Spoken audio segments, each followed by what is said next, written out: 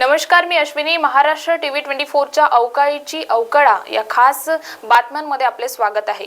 राज्यभरात अवकाळी पावसाने थैमान घातले असून याची सर शेतकऱ्याला भोगावी लागत आहे. आधीच संकटात सापडलेल्या शेतकऱ्यांच्या चिंतेत आणखी भर पडली आहे. पुन्हा एकदा अवकाळी पावसाने विदर्भासह राज्यातील अनेक भागात अवकृपा केली आहे. त्यामुळे अवेळी पडलेल्या या पावसामुळे शेतकऱ्यांच्या अश्रूंचा बांध पुन्हा फुटला आहे.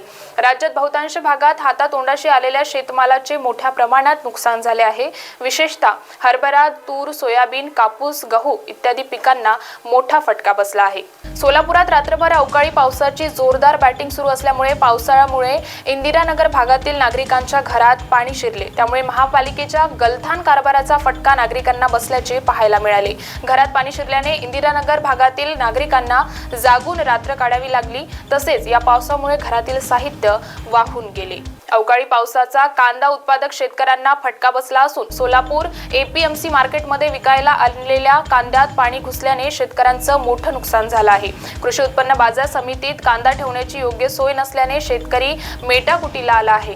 कांद्यात पाणी घुसल्याने कांद्याचे दर कोसळण्याची शक्यता असून या झालेल्या नुकसान भरपाई कोण देणार असा प्रश्न शेतकऱ्यांसमोर आता उपस्थित होत आहे. बुलढाणा जिल्ह्यातील सिंदखेड, राजा, देऊळगाव, राजा, लोणार या तालुक्यात मोठ्या प्रमाणात गारपिटीमुळे शेतकऱ्यांचे नुकसान झाले आहे. यामध्ये शेडनेट, कापूस, टोमॅटो, मिरची, गहू, हरभरा यांचे मोठ्या प्रमाणात नुकसान झाले आहे. या नुकसानीची पाहणी करण्याकरिता विरोधी पक्षनेते अंबादास दानवे हे आज बुलढाणा जिल्हा दौऱ्यावर आले होते.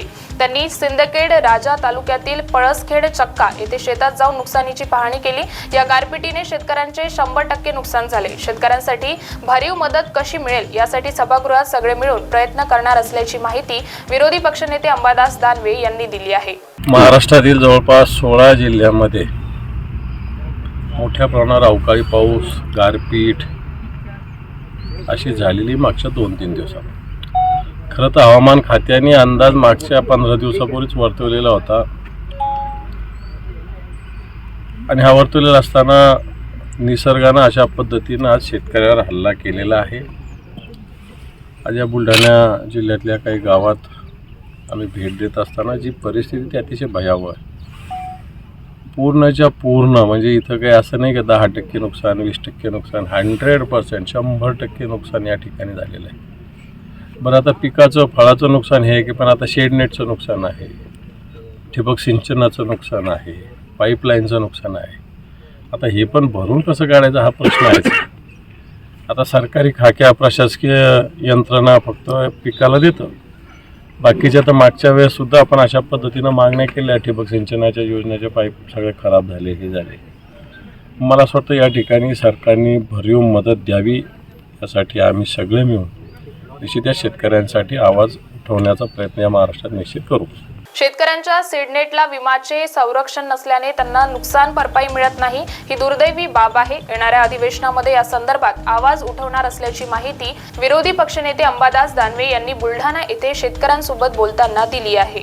सरकारच्या वतीनं जी मदत सरकार काय जाहीर करतं आज किंवा आज आता थोड्या दुपारच्या नंतर मंत्रिमंडळाची बैठक आहे. त्या बाबतीत आपलं एक शिष्टमंडळ सरकारला सुद्धा भेटतंय 11:30 वाजता. निश्चित मंत्रिमंडळाने जर निर्णय नाही घेतला तर विरोधी पक्ष म्हणून या निर्णय घ्यायला सुद्धा आम्ही भाग पडू. व तो आपल्या व्यथा अशा पद्धतीने सुरू असताना तर बँकेच्या पण नोटीसा माझ्याकडे आलेल्या आहेत. बँक ऑफ महाराष्ट्राची नोटीस आलेली आहे. थकीत रक्कम 66,076 रुपये व्याज भरणा करण्याबाबत व्याजाचं. जरा तहसीलदार साहेब बघा, अशा यावेळेस नोटिसा काही बरोबर नाही आहे. कोणती का बँक असेल ना, ठीक आहे आजचं उद्या आपण कर्ज फेडू, परंतु आत्ताच्या काळात अशा पद्धतीनं नोटिसा पाठवणं बँकांचं चूक आहे. व तुम्हाला एवढंच अभिवचन देतो की तुमच्या व्यथा, तुमच्या भावना सरकार दरबारी नुसतं मांडणारच नाही, तर सरकार दरबारी या शेतकऱ्याला काही ना काही.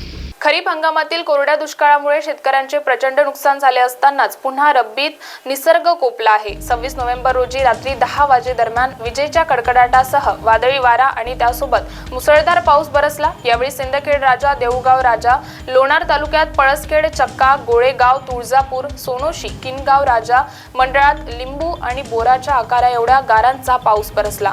त्यामुळे उभे पीक आडवे झाले. भाजीपाला, तूर, कपाशी, कांदा, ज्वारी, हरभरा, मका, गहू गहू पिकांचे प्रचंड नुकसान झाले. नेटशेड गारांच्या ओझ्याने फाटले. यामध्ये असलेली मिरची, टोमॅटो पिकांचे प्रचंड नुकसान झाले आहे. या परिसरात जवळपास 1.5 कोटी रुपयांचे नुकसान झाले आहे. किमान उत्पादनापासून जवळपास 15 कोटी रुपये शेतकऱ्यांना मिळाले असते. कंपनीने थेट मदत करावी आणि शासनाकडून लवकरात लवकर मदत मिळावी अशी मागणी शेतकऱ्यांनी केली आहे. पळसखेचक्का तालुका सिंदखेडराजा. मी बीज उत्पादक शेतकरी आहे. माझ्याकडे शेडनेटा 4 आहे. माझ्याकडे मैको कंपनीच्या 4 नेट आहे आणि आज माझ्या मैको कंपनीच्या 4 नेटातला 1 रुपया सुद्धा या ठिकाणी वसूल होऊ शकत नाही. मी कंपनीला विनंती केली, मला काहीतरी मदत करा. कंपनीने डायरेक्ट हात वर केले, 1 रुपया देऊ शकत नाही म्हणे. आणि माझ्या आज रोजी 1 रुपया शेतात वसूल होत नाही. एका नेटाला 1.5 लाख रुपये खर्च आला. माझे 4-6 लाख रुपये गेले. माझे 16 बॅग कपाशी एकही त्यातलं बोंड वेचले गेलं नाही. माझा हरभरा पूर्ण गेला, गहू पूर्ण गेला, शाळू पूर्ण गेला. आज रोजी जर माझ्या गावामध्ये जर माझ्यासोबत दुसरे शेतकरी जर नसते तर मला आत्महत्या केल्याशिवाय पर्याय नसता. दक्षिण सोलापूर तालुक्यातील मंद्रुप परिसरात अवकाळी पावसाचा पिकांना मोठा फटका बसला आहे. पावसामुळे ज्वारी, हरभरा, गहू, कांदा, तूर, मका पिकांचे नुकसान झालं आहे. वादळी वारा आणि पावसामुळे पिके आडवी झाली आहेत. प्रशासनाने तात्काळ पंचनामे करून नुकसान भरपाई देण्याची शेतकऱ्यांनी मागणी केली आहे. वर्धा जिल्ह्यात कालपासून अवकाळी पाऊस झालेला आहे. त्यामुळे शेतकऱ्यांचे मोठे नुकसान झाले आहे. तूर, गहू, कापूस यांचे फार मोठे नुकसान झाले आहे. अवकाळी पावसामुळे झालेल्या नुकसानीची शेतकऱ्यांना आर्थिक मदत मिळावी यासाठी आज संभाजी ब्रिगेडच्या वतीने जिल्हाधिकारी कार्यालयासमोर धडक देण्यात आली. यावेळी संभाजी ब्रिगेडचे पदाधिकारी आणि कार्यकर्ते उपस्थित होते.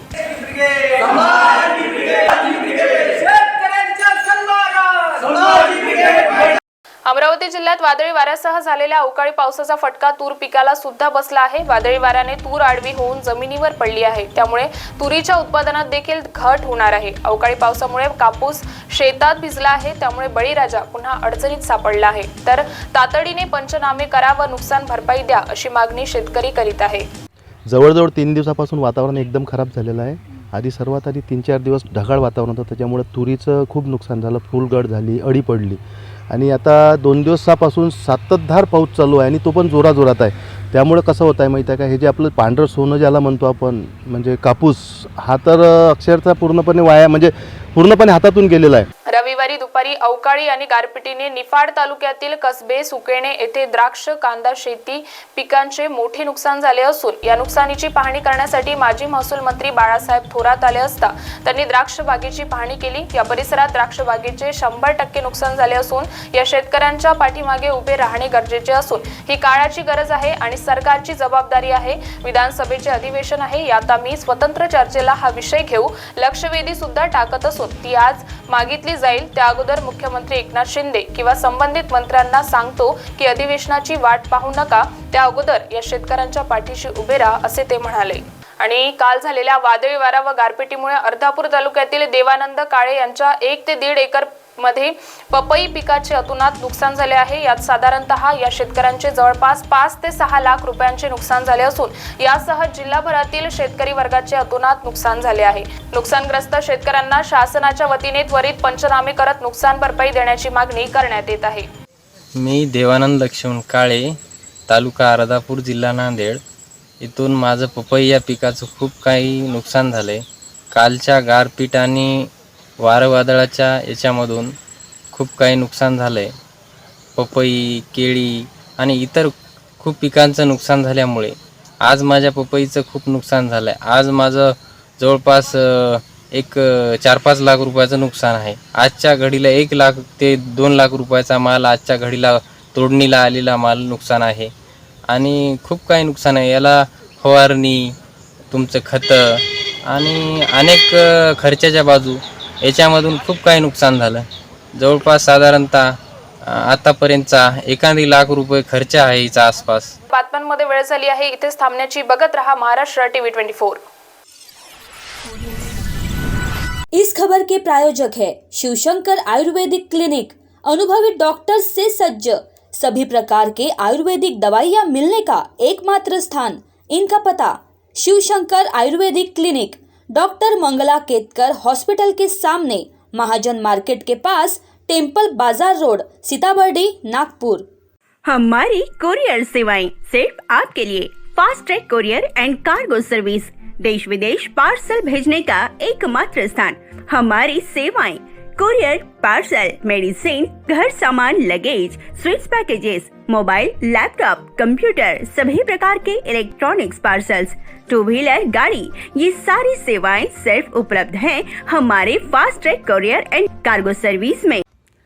सस्ता, सुंदर और भी बेहतरीन कृष्णा मेंस, हमसे सस्ता कोई ना बेचे। हर परिवार की पसंद Krishna men's. Coat pant, kurta pajama, jacket, sherwani, shirt, jeans, traditional हो या वेस्टर्न, हर चीज मिलेगी एक छत के नीचे। तो देर किस बात की, शादी हो या त्योहार, कृष्णा मेंस से ही खरीदारी करेगा हर परिवार। हमारा पता कृष्णा मेंस, नंगा पुतला चौक, जागनाथ रोड, गांधी बाग, नागपुर।